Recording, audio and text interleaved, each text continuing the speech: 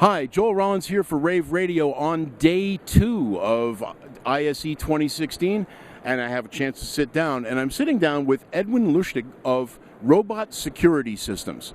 For those of you who are my listeners in the United States, especially, and here in Europe, security is something I've written about a number of times as I do the rental portion of Rave. And security is something they have a new solution for here that I was just taken by, and I had to talk to you. Edwin, thanks for being with us. No problem at all. I love to talk about robots, so if I can talk about robots, I'm your man. Well, let's talk about robots, because what I'm understanding is that we have here a robot security guard. That is exactly what it is. It is a robot that does security tasks, yes. Okay. What's the advantage of using a robot for security? Well, there are a few of them. But first I have to state that you cannot replace a human by a robot. You can only replace tasks. You can take out tasks and give them to the robot. But the advantages are actually quite simple. You cannot bribe it. It doesn't have a mother-in-law, so it doesn't wake up with a headache. It does his tasks very accurately, which is in security, of course, a very good thing. So it's very reliable.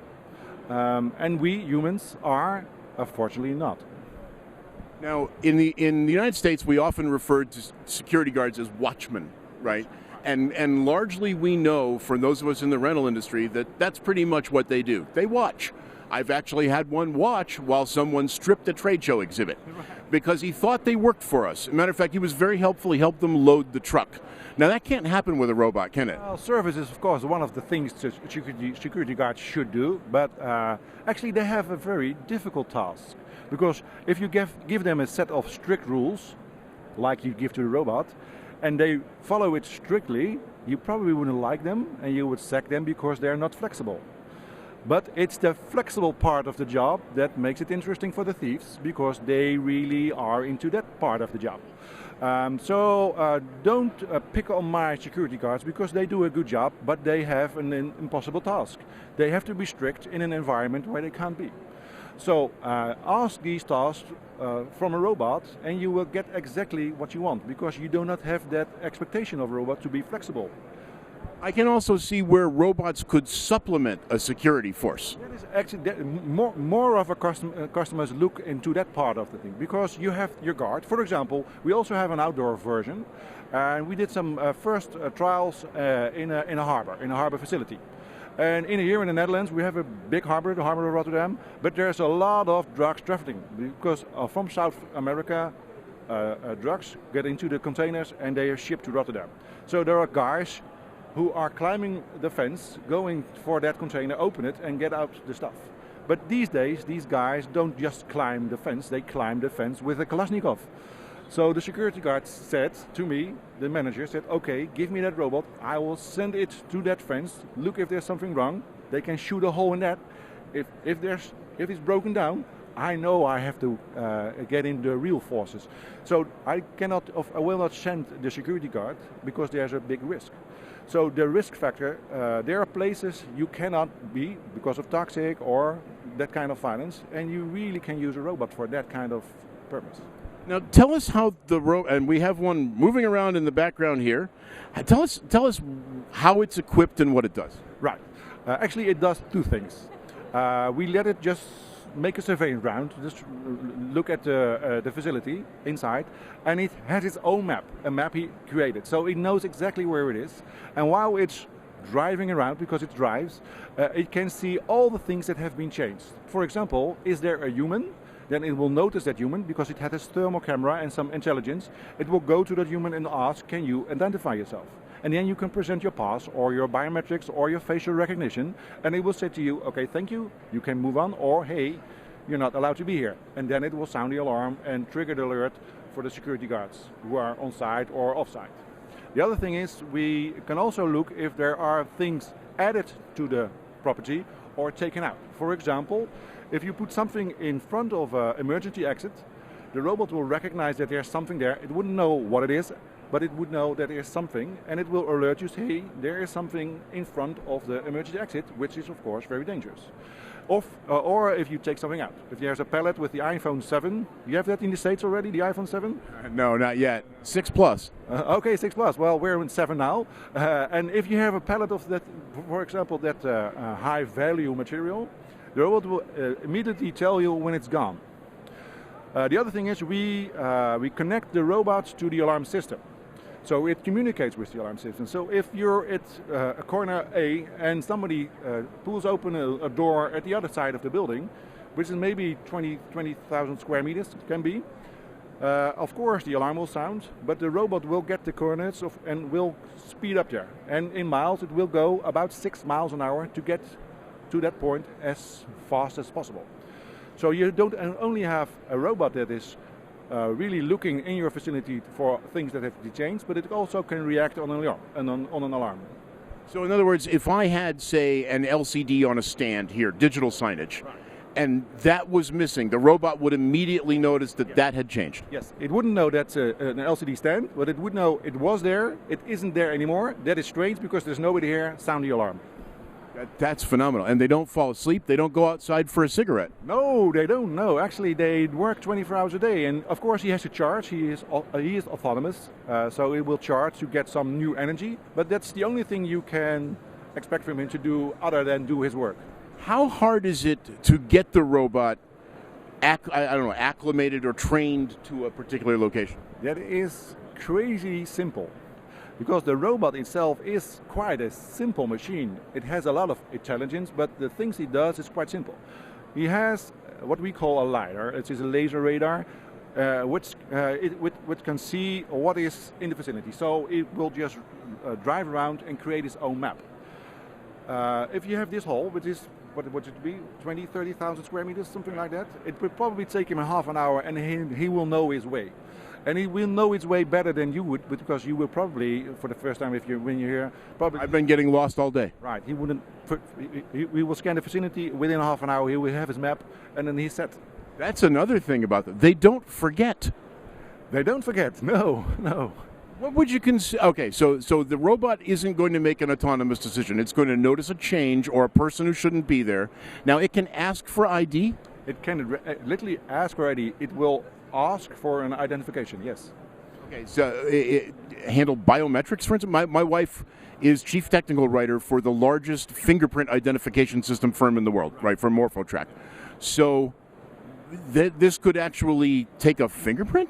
Well, Joe, actually what we do is we provide you the robot, and we're going to ask you which kind of CCTV camera do you want, which kind of entrance technology do you have, what kind of intercom techniques you have. So we just interpret your techniques or your stuff which are in your vicinity onto the robot. As you can see, it has, for example, a camera, but just a camera. If you want a Mitsubishi camera, then we just put on your Mitsubishi camera. So if you have your fingerprint identification system, we just put it on. And of course we have to communicate with it, but nowadays in 2016, that's not the biggest issue. The big issue is let the robot be autonomous and move around, not getting stuck, telling you all the time what's going on. That's the real challenge. Yeah, I'm actually thinking too. Some of my clients are pharma companies. Security for hazardous areas. There are, for instance, I work very near Pfizer. There are warehouses that are stored with chemicals that, if they escaped, could be very, very dangerous to a human. So you can add all kind of sensors. So biohazard sensors, or a nuclear radiation sensor, or CO2, oxygen, mother-in-law. Whatever you want to measure, we can measure. It's not; these are not our sensors. These are the sensors of our customer. We just put on the robot and let it run around with it. Okay, so tell me a little about your company. Okay, we are what you could call a startup. We've been working for this robot now for about 3 years, but we are on the market for about 6-7 months. What we do, we start, of course, in our own facility. So we're selling the robot now in the Netherlands and in Belgium. But at the end of the year, we will travel the world and we will expand ourselves. We already have great contacts in, for example, Australia, South Africa, Japan. But of course, the States will be coming, yes. Well, yeah, and I'm actually watching this and listening to it. I'm looking forward to the idea. I can think of there's lots of places you just don't want humans to be too. Some of my clients are hedge funds, right, who need extreme security for their buildings, but frankly, one of the vulnerabilities is that a security guard could also be a spy. Right. Yes. Of course, but we don't need to make the robot bigger than it is, because there are some downsides also. So, for example, you now refer to an office, and an office most of the time has not that a lot of square footage to protect. So, if you want to get rid of your security guards, there are in this building a lot of techniques possible to do that. This robot is for more bigger buildings, like fairs, like data centers, like warehouses.